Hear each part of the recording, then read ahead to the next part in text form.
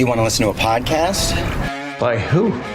Georgia GOP Congressman Doug Collins. How is it? The greatest thing I have ever heard in my whole life. I could not believe my ears. In this house, wherever the rules are disregarded, chaos and mob rule. It has been said today, where is bravery? I'll tell you where bravery is found and courage is found. It's found in this minority who has lived through the last year of nothing but rules being broken, people being put down, questions not being answered. And this majority say, be damned with anything else. We're going to impeach and do whatever we want to do. Why? Because we won an election. I guarantee you, one day you'll be back in the minority and it ain't gonna be that fun. All right, good morning, folks. I'm Chip Lake. I'm going to be guest hosting the Doug Collins podcast today. Now, we got a good show for Friday Fun Day. We got big news out of Dallas, Texas that we're going to talk about. We've got the first firing of the NFL season, an in-season firing in Carolina. A little surprised about that. I guess maybe in hindsight, after looking at the production from the Carolina Panthers, maybe I shouldn't be surprised about that. But James and I will talk about that. We've also got a lot of intrigue this weekend with the college football playoff announcing their final four teams on Sunday of this week. And, I don't think since we've had a 4-team playoff that we've had as much intrigue going into the final weekend. So we'll talk about that. We'll talk about that a lot. We'll talk about the ultimate redemption story in Arkansas. Some news, recruiting news in Boulder, Colorado, as well as Sports Illustrated naming Sportsman of the Year, and Hall & Oates. We're going to talk about Hall & Oates a little bit, so stick with us, and then right after the break, we'll get started. Hey, folks, when you look out and you see the country and just the disarray it is, you see the Biden administration, you see the wholesale prices have just went through the roof again. Inflation is tearing us up. If you have your finances all impinged in just a few areas, if you're just in stocks and bonds and you're not diversified, I got some news for you. You need a navigator. You need somebody to help you get to where you need to go with those finances. And I can't think of anybody better to do that than my friends at Legacy Precious Metals. You need precious metals in that portfolio. You need gold and silver. And Legacy Precious Metals, the folks there, they're the navigators. They know how to deal with tough times. They know and how to look ahead and take your personal situation and make it something that can be workable for you in the long term, because that's at the end of the day, that's the one you're most concerned about. You need to make sure that your personal finances and your retirement are secure. You need folks like Legacy Precious Metals helping you in that. They will take the time to learn you. They'll learn your finances. They'll learn where your investment goals are, and they'll help you get there. And metals and gold right now in this kind of crazy inflation, in this kind of crazy economy with the Biden's economy is just, you need that help. And Legacy Precious Metals is the one to do that. So give Legacy Precious Metals a call, 866-528-1903, 866-528-1903, or you can always visit them online at legacypminvestments.com, and you can download their free investor's guide. Legacy Precious Metals, they're the ones you need. They're the navigators to help you through these turbulent times. Hey everybody, it's MyPillow's 20th year anniversary, and over 80 million MyPillows have been sold. Mike Lindell and MyPillow wants to thank each of you and every one of you for giving you the lowest price in history on their MyPillows. You will receive a queen-size MyPillow for $19.98. Regular price is $69.98, and just $10 more for a king size. You will receive deep discounts on all MyPillow products, such as bed sheets, mattress toppers, pet beds, mattresses, my slippers, and so much more. This is a time to try out something other than the amazing products that you've had your eye on. Go to mypillow.com, click on the radio podcast square, and use the promo Collins, Collins, to receive this amazing offer on the queen size MyPillow for $19.98, or call 800-986-3994. This offer comes with a 10-year warranty and 60-day money-back guarantee. It's time to start getting the quality sleep you deserve. You know how I know that? Because I sleep on a MyPillow every night. Go to mypillow.com and use promo code Collins, Collins, or call 800-986-3994 today. All right, folks, thanks for joining us on Friday Fun Day again. I'm Chip. James is with us as well. James, say hello to the audience today on Friday Fun Day. Morning, everybody. James, it's just you and I. It's no just longer. You and I. We found that Doug doesn't really care about us, and it's been he's been trying to push this show off to us this entire time. I think that's exactly right.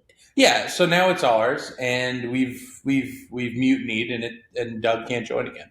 The danger is when Doug hands over the keys to the show to you and I for Friday Fun Day, anything can happen. Yeah. I mean, you mentioned we're going to talk about Hall & Oates. Like, Yeah, that's let's the start split with that's that, going to James. happen for me and Doug.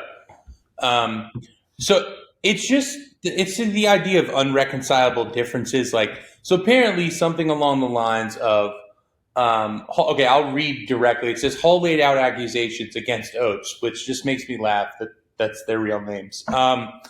And saying the planned sale they was trying to sell their records, I believe. The planned sale was completely clandestine and a bad faith move that was in blatant violation of the longstanding business agreement between the pair. He alleged that Oates and the trustees of his estate spent several months falsely contending that they wanted to continue owning their share of the duo's Whole Oates Enterprises. So, in other words, somebody was trying to get paid, and somebody was just trying to stay on their, the money they've earned is one of the best pop duos or whatever you want to call them for the last 40 years, right? They started it's weird saying 40, but that's the 80s. So, No, it is. but I remember listening to Hall & Oates when I was growing up. Sarah's Smile was a staple in my house. Yeah, and and kind of let the viewers know and me know too. I mean, are they both deceased? Is one deceased and one estate is suing the other artist? I mean, what I did see there was a restraining order in some of the filings too. I mean, for a duo that's kind of been out of the news for decades. I mean, wow, this is how you get back on the news. This is how they're gonna do a reunion tour and sell all their stuff. No, they're very much alive, and it just seems that one wanted to sell and one didn't, and Oates got. It's just so I hate that it's their real names. I do. I don't know. It drives me nuts. When I remember like 10 years ago, and I was like, wait, those are their real names, Daryl Hall, and Giles. But it just sucks. Like, this is such a stupid thing. Like, this is how they're in the news is because this is the title. Let me read you the ultimate betrayal. like we're talking about Hall and Oates. Well, I mean, yeah, and I had to ask you whether or not the estates were suing each other. I thought they might both be deceased because I didn't think there was any way. I didn't think there was any way in the world that there could be so much hate between the two individuals and two guys who really haven't been in the news, like I said, for decades. Yeah, in a court filing, it says Daryl Hall alleges surreptitious plan by John Oates to sell song catalog, with Oates calling the claims inflammatory, outlandish, and inaccurate. It's the sign of the times, James. Yeah, man. Listen. They probably haven't made a lot of money, and Oates wanted to make a few bucks. That's just a fact. That's all it is. Yeah, it's silly and it's stupid, but it's very funny. Well, I'm going to tell you, it's going to make a few bucks with the lawyers representing the two, and the lawyers representing. That's right. They're the winners, not Daryl Hall, and not John Oates. The big winners here. They're going to be the big winners here. Big news out of Dallas, Texas this week. That's right, where I'm at.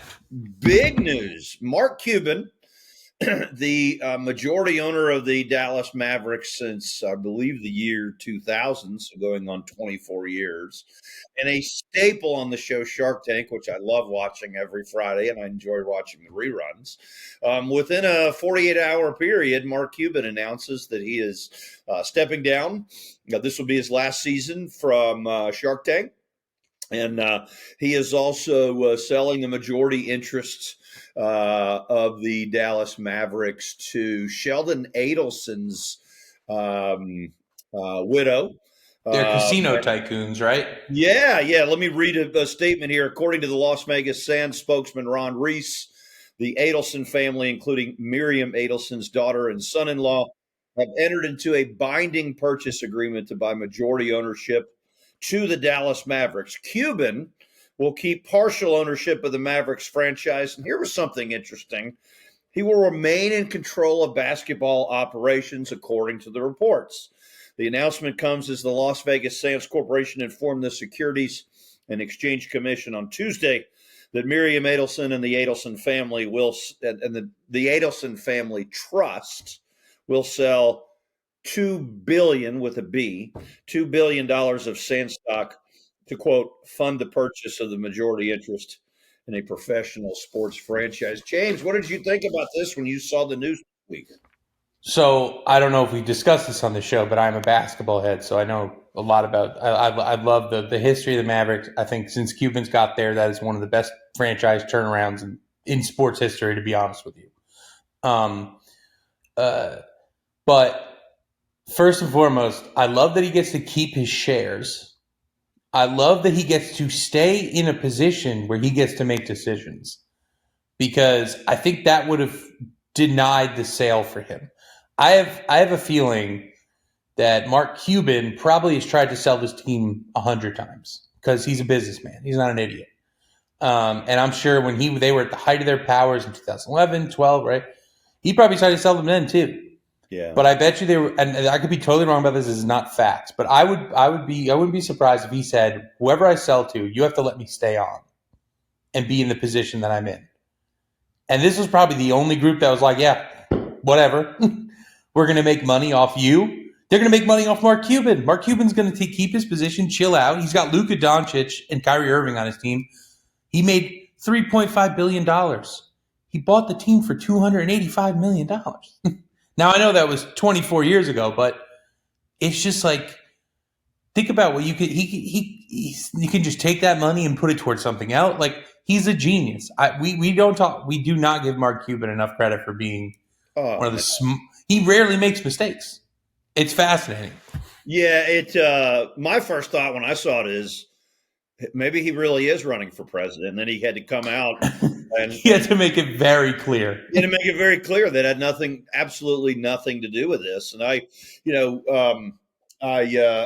go back to my government days when I was working in politics, and politicians throw numbers around.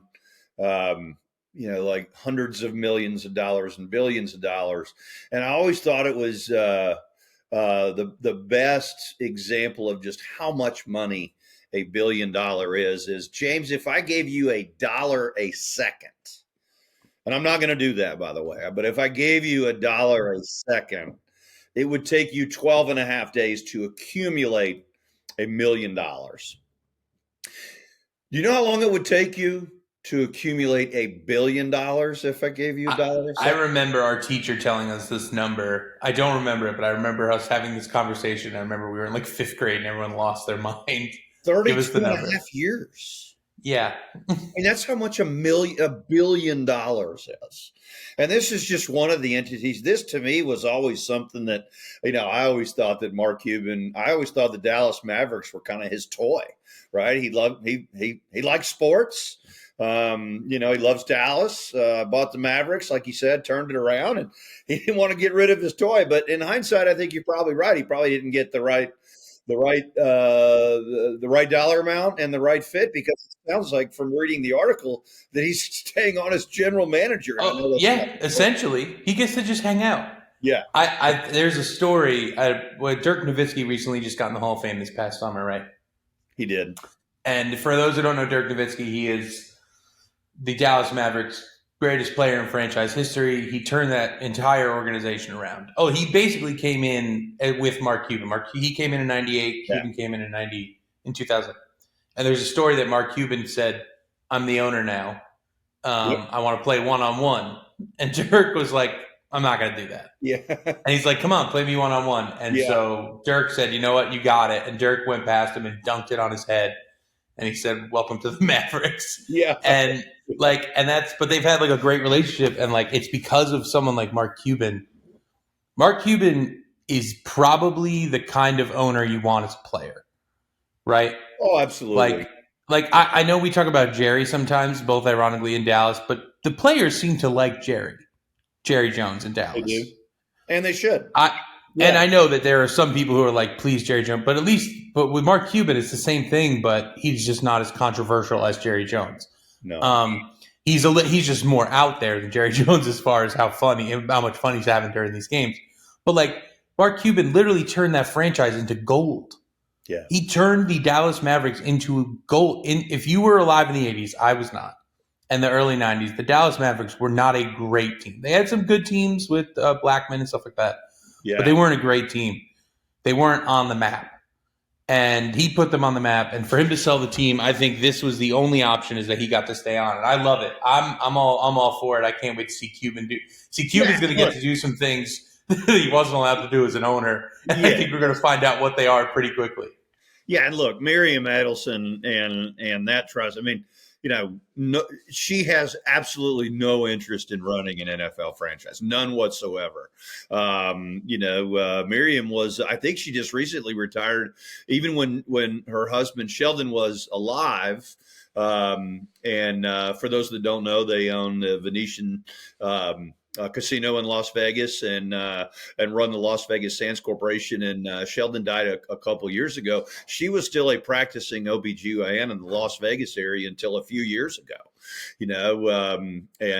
is recently retired. And I think it's just a great fit. I don't think she's got any interest at all in running. And basketball and NFL teams and stuff, I'm sure baseball's the same, but they're just money-making machines. Yeah. Like if I had a big chunk of money to invest, I would just invest in a sports franchise. Oh, no question. Like that, it's not even up for debate. If I had a big chunk and I could join a group, that's what I would do, because they don't lose value. They don't lose value over time. You could have I would argue there are people who are invested in the Detroit Pistons right now who have lost 18 straight games. They probably are still making money. You know what I'm saying? Like that's so. Anyway, all right, let's move. Speaking about sports teams making money, the Carolina Panthers this week made some news, and David Tepper, the hedge fund owner of the Carolina Panthers, he's a Pittsburgh guy. He's not a Carolina guy. He bought the team from Jerry Richardson when Jerry was forced to sell the team before he passed. But Charlotte gave up. They gave up the farm last year in the draft to move up and pick up the number 1 pick.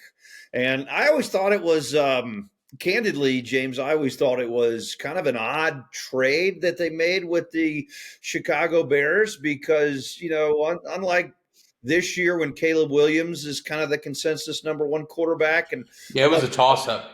Yeah, and unlike a couple years ago when Trevor Lawrence was, last year there was a very healthy debate about who the best quarterback in that draft. There was even a debate that guys like Will Levis might have been the best quarterback. That was actually brought up. It's not true, but it was brought up. Yeah, that's exactly right. And so everybody assumed that Carolina knew who they were going to pick, and then it kind of dawned on me and the rest of the world after that transaction closed. The trade transaction, that there were still people within the Carolina Panthers organization who felt like C.J. Stroud was the best quarterback in the crop. Although, and now we know that he was, right? Now we know that he was. Yeah. They went with by a mile. Yeah, that's right. They went. Can we say something real quick though, Chip? 100%. No one was sure about C.J. Stroud. I want everyone to be clear about this. Yes. There were people talking about C.J. Stroud and Bryce Young, and there were people calling Bryce Young the Steph Curry of the NFL, whatever that means. Yes.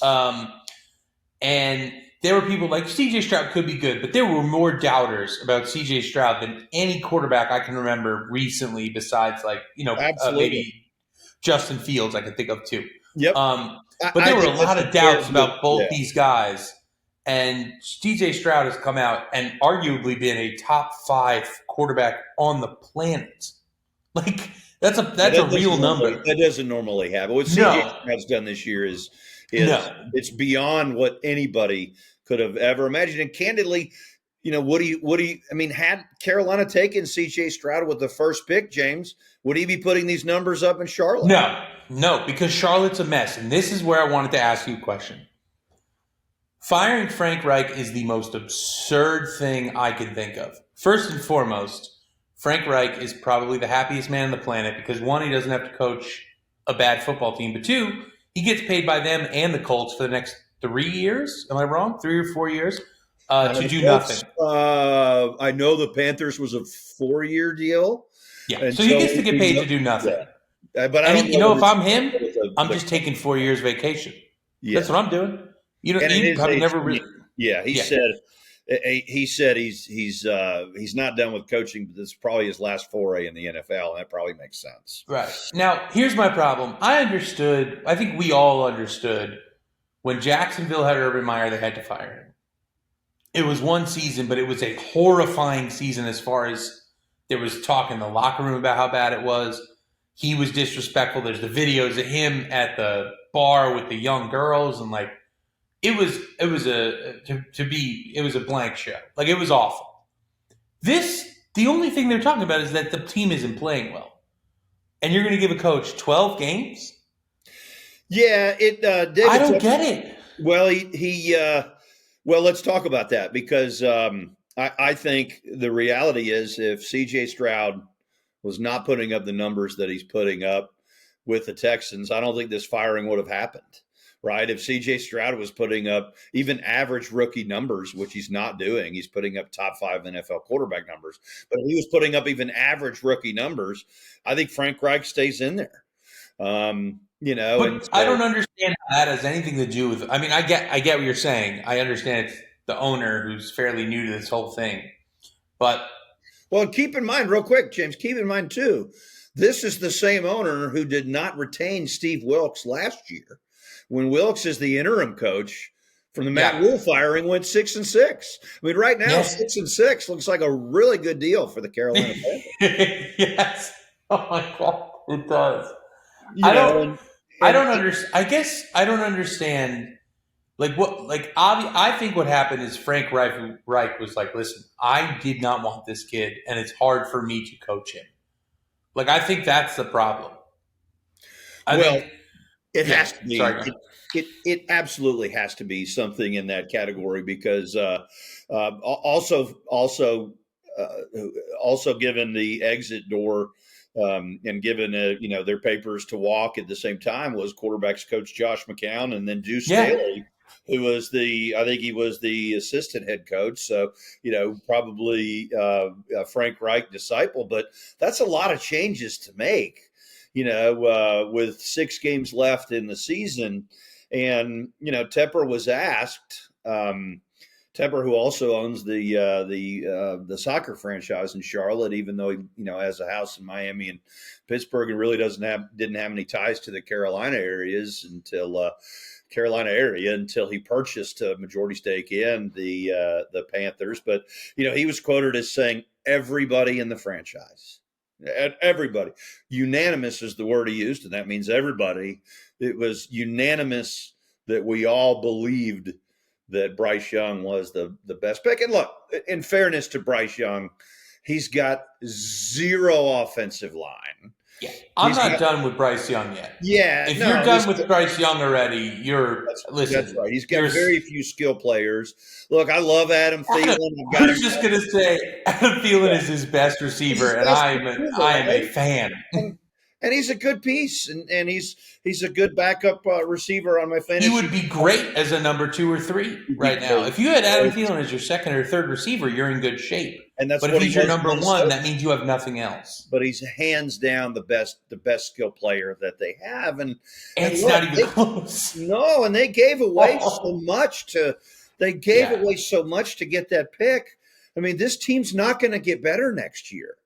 It's going to the Chicago Bears. Their number 1 pick probably is going. Here's the problem. This is why Chicago is going to have 2 top 7 picks. Probably they're probably going to be in the 7 or 8 range. I think in their actual pick, and the Bears are going to be, and the Carolina is going to probably have the number 1 pick if it doesn't go to the. If they end up winning more games than the Patriots or the Cardinals, I'll be shocked. But the point is, they're giving that pick to the Bears. So Carolina has nothing. They can't get an offensive lineman. They can't get a wide receiver. They can't go get somebody on the defensive end that maybe can get the ball for them. They can't even go get a running back and be stupid with a pick. And they're not going to be an attractive franchise for free agents. No, if you're a running back, are you going there? They have no offensive line. No. Miles Sanders was putting up. Miles Sanders got a contract because of how good the Eagles' offensive line was last year. Now he's with them and he looks terrible. Yeah. But I don't blame him completely. He was never that elite back to begin with. He just played with a great offensive line. The Carolina Panthers have given Bryce Young no time, no receivers except for Adam Thielen, and his running game's been terrible. But he also doesn't look good. You combine all of those things, without a pick next year, I don't know where you go if you're Carolina. And everything that you said is correct, James. Everything you said is correct. What you left out of that equation, which is not specific to Carolina per se, is the productivity of CJ Stroud, right? I mean, it's just, we can't overestimate, I guess, we can't overestimate what CJ Stroud is doing with the Texans. And I believe it's ruined the Carolina franchise right now. You know what it's done? It's saved my fantasy football season. Thank you, Tank Dell. No, really look at like what CJ. Okay, so you got two franchises. The Texans, since J.J. Watt's prime, haven't been an elite franchise, right? They had a run where they were close, where it was Foster and him, and they had terrible quarterbacks, but they still were a very contending team. They could play ball. Yes. But since then, and also around the same time, Carolina had that run as well with Cam Newton. But these two franchises for the last few years have kind of been in a rut, right? Yes, they have. And it was a decision of a quarterback that just changed their franchises forever. CJ Stroud goes to there. Yeah. I thought it was a quick there must be something else going on that we just don't know about. I mean, or either that, or there was, either that, or it became very apparent to the owner that sometimes there's just not any synergy. I mean, there wasn't going to be any chemistry between the head coach, who clearly is not in the middle of his career or at the beginning of his career, like a lot of these head coaches are, but he's at the end. And so, Tepper might have seen those those factors develop behind the scenes and kind of made a decision, but it did seem kind of quick to me. Let's pivot to a topic that I want to give a decent amount of time to. I know we're 25 minutes into the show already. It's flown by. It's a podcast. We can go on for 2 hours if you really want to. That's right, man. That's right.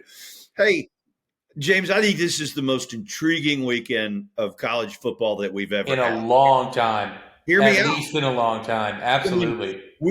We have 8 teams in Power 5 conferences that are either undefeated or have 1 loss going into conference championship weekend. The BCS rankings as of right now list Georgia number 1 at 12-0. They have Alabama number 8 at 11-1. Alabama and Georgia play each other this weekend. There are very, very few. I don't know that we've ever gone into the final weekend with it's the first one that I can think of where there are no guarantees with respect to who these final 4 teams will be. And here's what I mean by that. Very rarely have we ever gone into a weekend and the team that sits at the top of the BCS playoff rankings, in this case, Georgia.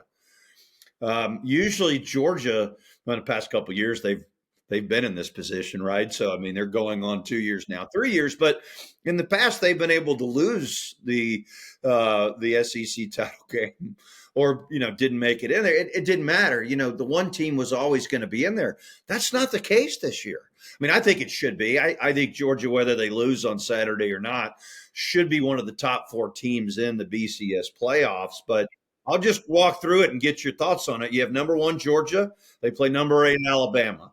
And one would think that the winner of that game gets a spot. But I don't know that that's 100% guaranteed because you have Texas at number 7. They beat Alabama at the beginning of the year, and I do want to talk about that in a little bit. But sitting at number 2, you have the Michigan Wolverines. And I think they're in no matter. I think Michigan's in no matter what. You think Michigan's in if they lose to Iowa? Walk me through that. Walk me through that, because I think Michigan is done if they lose to Iowa, and I'll tell you why. But go all ahead. right, yeah, they don't want them in there. Let's not pretend they don't want Michigan in there. They don't want to have to crown them after what we've been through. Plus, they're going to have to do an investigation. But if they lose to Iowa by like a field goal, and it's a good game, do they get in? I don't think so, and I'll tell you why. I think they should be in. Well, hold on. Before I answer that question, because it's a good question. They're not losing to Iowa? No. Before I answer that question, let's make sure we start the basis of this discussion with an underlying premise. The underlying premise that the playoff committee gives us every year at this point in time. And that premise is this: we are looking for the best 4 teams. Correct. We're looking for the best 4 teams. Okay. Michigan is in that conversation. I certainly think right now they're the best team. They're the best team. I think that personally too. Football. Now let's talk about all these scenarios that can play themselves out. Actually, before I do that, I did say that I would answer your question, and the question is this: if Michigan loses to Iowa, are they in there? I think there's a chance they could be in there, but let me give you a scenario in which they're not. Alabama beats Georgia. I think Alabama and Georgia should be in under those parameters. I think they're 2 of the best teams. But let's say that Washington loses to Oregon. Then you got 12-1 Washington team. Now the consensus is that the loser of that game is out. And I think that's clearly the case. That's clearly the case if Washington beats Oregon for a second time. No question. Okay, sure. Absolutely. No question about it. But if Washington wins their end, then you've got Georgia, you have Washington, you have Alabama under the scenario that I just explained, that Alabama beats Georgia. And I think that's a 50-50 game. I think you think Georgia's out if they lose to Alabama? No, I don't. I think Georgia's in, but I think that's the scenario that has Michigan out, right? I mean, if the week before, not the week before, these games are going to happen on Saturday, with the exception of Washington, Oregon, which will be a Friday evening game, late Friday evening game, and the playoff committee, I think, announces the top 4 at noon on Sunday. And so if you lose the day before, the same time that Alabama's beating the number 1 team under the scenario we discussed in the BCS, I think that's not a good scenario for Michigan. And I don't know that Michigan, is going to get a lot of love from the playoff committee under that scenario. And I think Michigan might find themselves out, because I think Florida State's going to beat Louisville. And while I believe that Michigan is one of the top 4 teams in the country, even if they lose to Iowa, I have a hard time believing that Florida State, even if they beat Louisville, and I think they probably will, is one of the best 4 teams without Jordan Travis. There's a lot. I was going to ask you that. That was something I was curious about, because I assume that I think Washington's going to get in. I hope. I'm actually rooting for them a lot, because I just like the idea of Penix and that journey and that whole thing. I think it's been great. But Florida State was the one for me. Like, if they trip up, they're out. No questions asked about it, because they have the excuse of, 100%. They don't have their quarterback. 100%. Now we have because they don't want them in. Right, I'm telling you right now, without their quarterback, they don't want them in right now. They're begging them to lose. They want to find a way to not put them in there. So it would be very advantageous for the playoff committee to have Louisville win that game on Saturday. Right, absolutely. And if Alabama were to beat Georgia, can you have 2 teams with losses over a Florida State team with no losses? I think can you do that? I think you can. Yeah. See, that's what I'm saying. Like, to me, I don't like that. I think. Listen, I get it. We do want to see the best quarterback. We want to see the best teams play. But telling them their season means nothing because they lost their quarterback is disgusting to me. This is why the College Football Committee has a hard job, but also, and I don't care if – no, I know they're not listening to this show.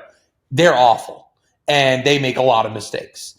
And in this case, like I think not letting Florida State in if they go undefeated would be a mistake. I just do. And I understand disagreeing, but I think it would be their season. Yeah.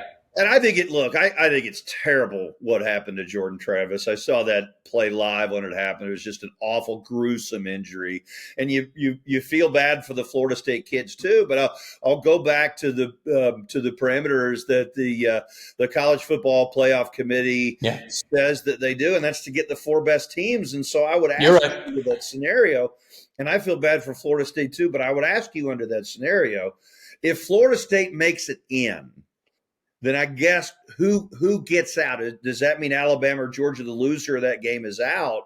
And if that's the case, James, I'm going to ask you the question. Let's say, first of all, let's say Alabama beats Georgia, but Alabama doesn't make it. Still doesn't make it under that scenario because Florida State beats Louisville. If Alabama were to play Florida State today, after they beat Georgia on a neutral field, what do you think happens in that game? I mean, it'll be a blowout. No, you're right. I agree with that part of it. I guess the emotional side of me just says you can't tell them their season means nothing. I agree. Right? Like, that's my issue is like it's terrible. In an NFL game, if Joe Burrow were to go down right before the playoffs, they don't say, well, we're going to replace you. Right. And I get that it's totally different. There's 30 teams versus a million teams.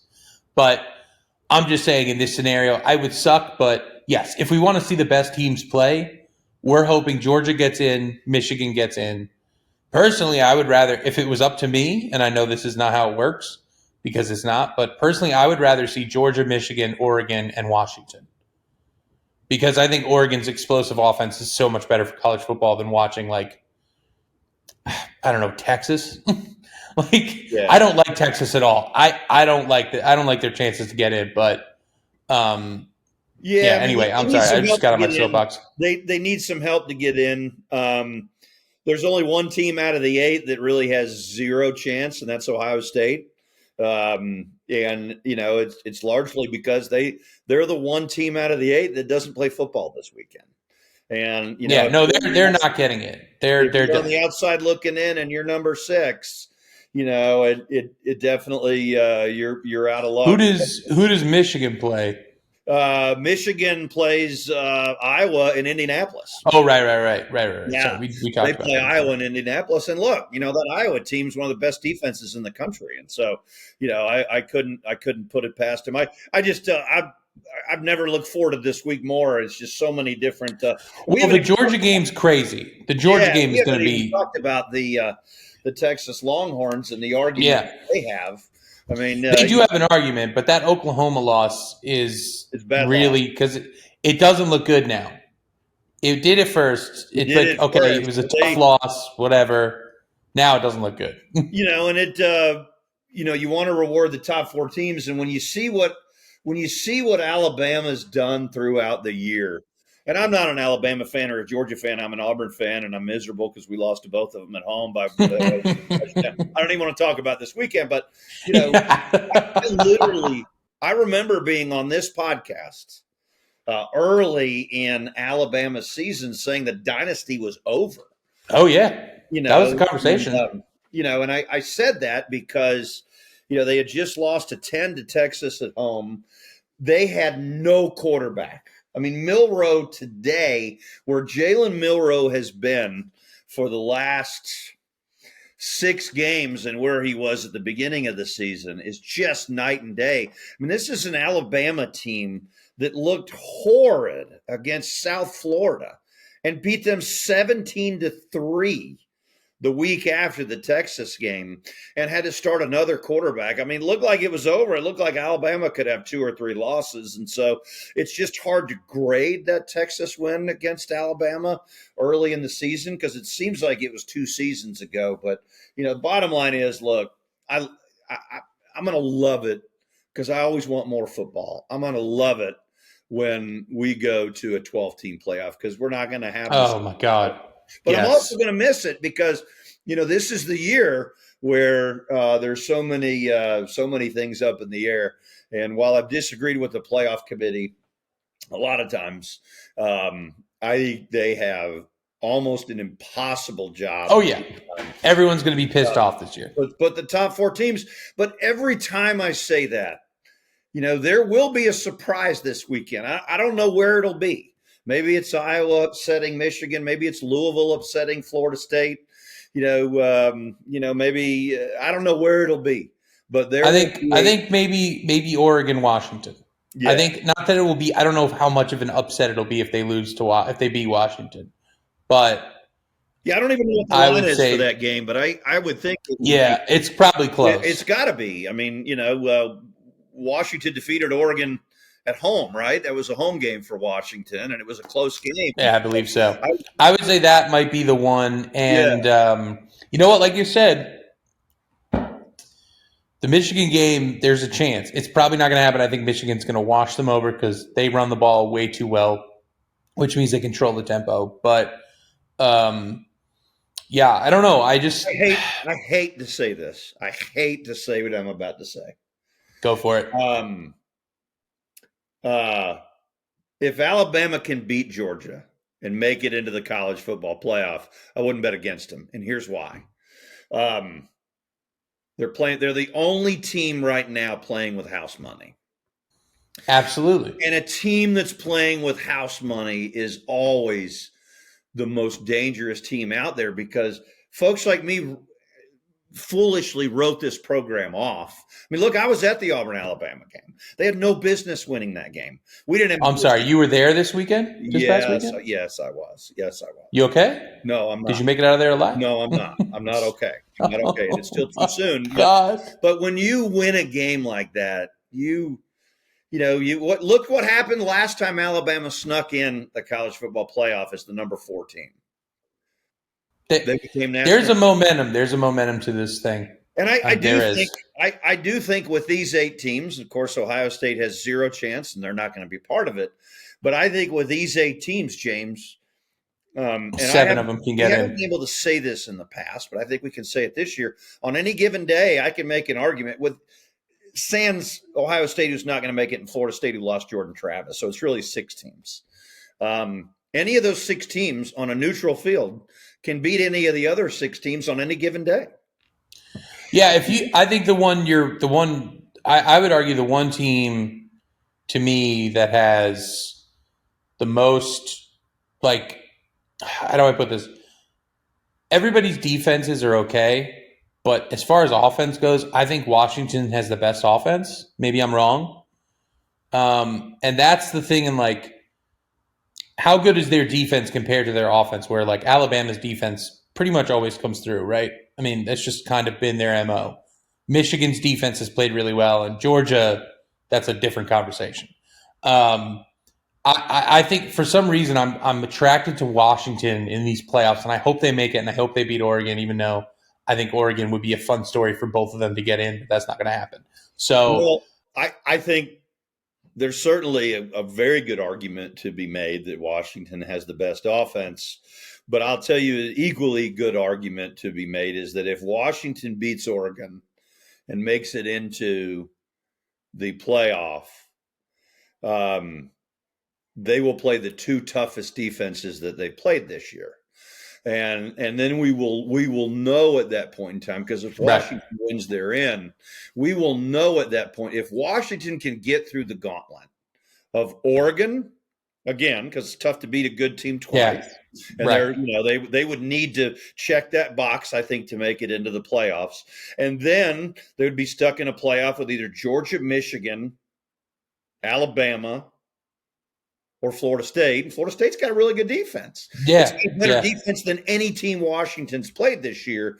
Correct. And if Washington can get through those 3 games, whoever gets through those games. But I think you're right. We usually find out, when you have because that's what's always made the SEC. And I know, folks, I'm an SEC guy. I grew up in it, and I know it bothers people when we get to this point in time. But, I mean, SEC, I think, does play the best defense in the country.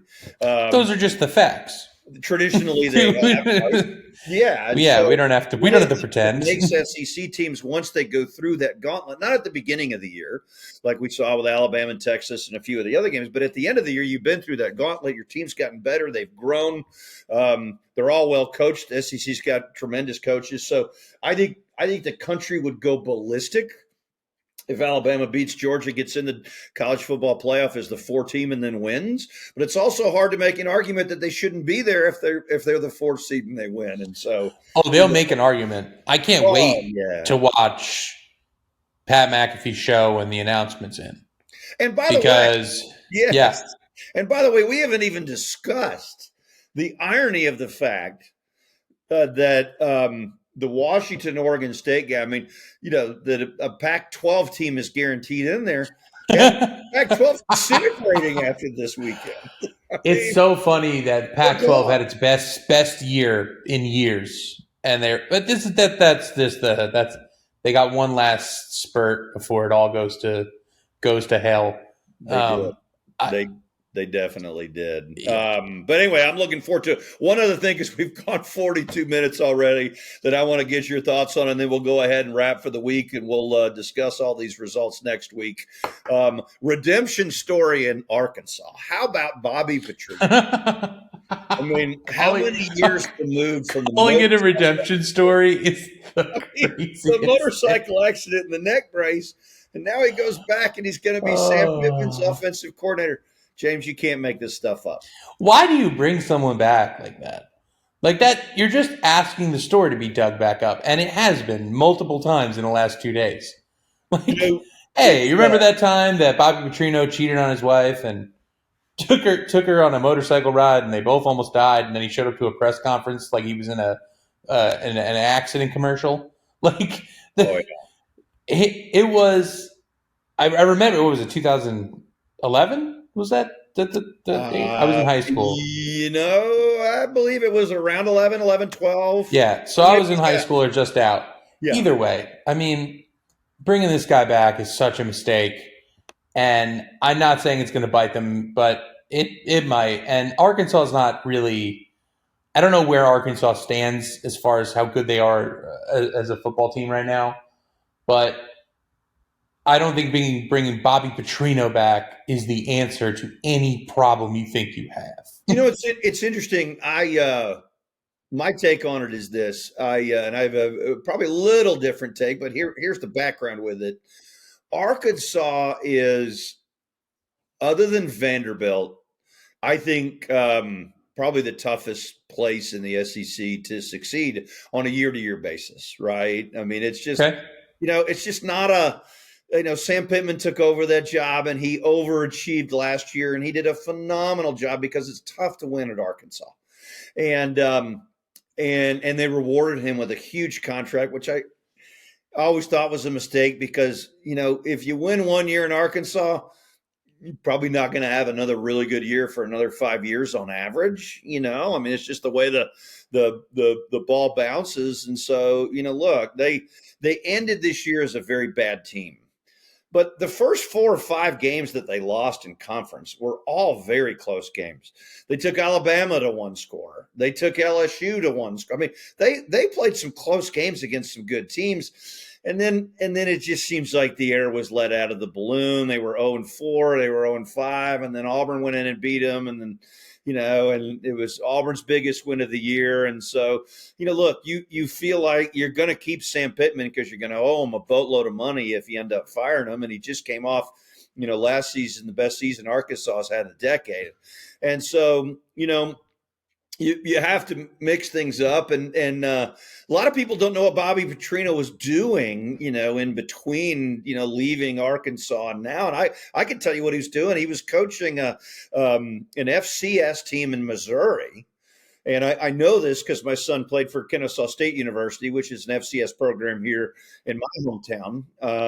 And I'm a big FCS football. And he was one of the best head coaches in FCS for 7-8 years. Well, he wasn't a bad coach with Arkansas. That's not the problem. I don't think it's the coaching that's the problem. It's not the problem. It's that they had a massive scandal at that school because of it. Hey, it's a redemption story. And I guess I'm not an Arkansas fan. Certainly, I'm an Auburn fan. But if I'm an Arkansas fan, yeah, I mean, and I'm only worried about product on the field and wins and losses. Yeah, for sure. I'm pretty You happy don't care about if he. Fire, right? I want Yeah, to you're see, like, good. I got an yeah, offensive I want to genius. see. We're good But with you know that. what? If I'm Sam Pittman, I felt like I was forced to do it. And are we just kidding ourselves to know that within the next year or two? I mean, does anybody not think that Bobby Petrino won't be named interim head coach at some point? Oh yeah, that's the idea. I feel more bad for the woman that he was with on the motorcycle now. Everyone's going to be Googling her name, and his wife has to bring this back up, and his kids have to deal with it. Like, Oh yeah. that's the part that like sucks, but also at the same time, like, you know what, Arkansas, if you think this is the solution to your problem and you want to bring back Bobby Petrino in the glory days, go for it. Oh, one other item about this issue, and then there's also an issue. I know we've gone for 47 minutes, but you Don't said worry about it. a week ago, and there's one other issue I want to discuss. But I saw a meme this week with Bobby Petrino on the motorcycle, and on the motorcycle was superimposed Sam Pittman in a neck brace. If that's not a metaphor of what people think is going to happen at Arkansas, I don't know. Absolutely. One other story that I just meant to mention, and our time flew by because we had so much to talk about with the college football playoff with Boulder, Colorado. I mean, what a news story Deion Sanders has been this year. Got off to that huge start. Huge recruiting class earlier in the year, or just earlier this week. So much, we talk about Mark Cuban making news this week. Deion Sanders has as well. Sports Illustrated named him the Sportsman of the Year. Kind of a big deal, right? I mean, it's pretty deserving. It's like the sports version of Time's Man of the Year, Woman of the Year, Person of the Year. It's kind of a big deal, but I'm not surprised. Are you surprised? Walk me through it. I mean, the balloon's kind of deflated a little bit. He lost both of his 5-star quarterbacks this week, and they're on a 5-6 game losing streak to end the year. It's just maybe it's who had the longest run as the biggest face on the television, right? So that's how Sportsman of the Year works, right? LeBron, when he wins, it's because his face was plastered on SportsCenter as much as possible. Yeah. Deion has been on since when did football start? So let's call it late August. August. Yeah, late August to about a month and a half ago. It's been the Deion show. That's enough to get you that thing. If nobody was in a longer position before that, right? I'd say maybe the Kelseys would be in that position, and I'm sure they were in it. Oh, yeah. Yes. That's my point is like Jalen Hurts could have been in that conversation. Patrick Mahomes is always in that conversation. And who won the NBA? And Jokic. Personally, I think Jokic probably should have won it. However, he probably said, I don't want to be a part of it because he just wants to go play with his horses in Slovenia. So, but the point is, though, that like I that's why I would say he won is because he had the longest tenure of someone who would happily be on Sports Illustrated. Yeah, and you wonder what those conversations were like the last few weeks, right? Because I'm sure that I'm sure around October, late October, early November, they were they probably start in the middle of the year, maybe late third quarter of the year. Determining who were finalists for there, and late third. Another one's probably Shohei. Yeah, so and the irony is too, James. Of course, college kids, they don't sign with teams until December. Right. They give verbal agreements. Yeah, for signing day, but back in mid-September, late September, early October, it looked like Deion Sanders might have a top 5 recruiting class. And it's all bad. I think he lost two of the quarterbacks. Am I right? Not only did he lose 2 of his quarterbacks, but right now I looked on Max Prep's recruiting site last night in preparation for this show, and his team right now is 61. Now, obviously, that could a lot of it's very fluid. There's a lot of players going to make their minds up here in the next few weeks. Maybe he can get up to a top 20 class. It won't take, but 4 or 5 big players to do that. But but certainly, I mean, what a beginning of the year and what of an end of year and what a two-story. I'm a Deion Sanders fan. I want to see him succeed. Yeah, I like that for sure. style. Yeah, I don't want him going to the NFL yet. No, I just don't want it yet. I want this because he can't control men, but kids he can have a real impact. But at the same time, I do want to see him succeed there, and I just don't understand why so many people have so much vitriol for him and want to see him fail. I think he's good for football. I think he's good for because people are. I mean, in the words of Deion Sanders, people are haters, and that's just the way it's always going to be. Yeah, that's the way it's always going to be. So he's right, James. Man, our time has flown by. I really look, man. I love politics and I love sports. And I like talking about both of them. And I know that you and Doug do a phenomenal job on the Doug Collins podcast on Mondays and Wednesdays, kind of tackling the issues of the day. And on Friday, we get to have a little more fun and we get to expand a little bit, talk some pop culture, talk some sports, especially football, man. It's we're getting towards the end of the college football season. We're in the final stretches of the NFL season, and these next few months are going to be fun.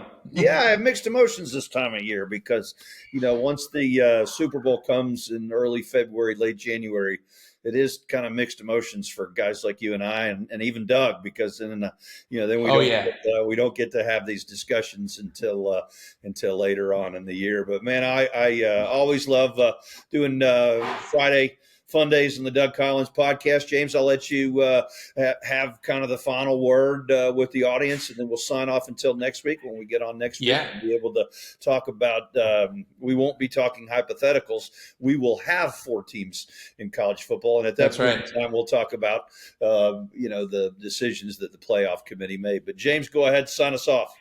Well, I'm super excited for this weekend because it's going to be one, like you said, it's probably one of the best weekends in college football history. But also the Vikings, as we haven't discussed on the show, the Bears-Vikings game, because nobody wanted to talk about that. Otherwise, they would shoot themselves.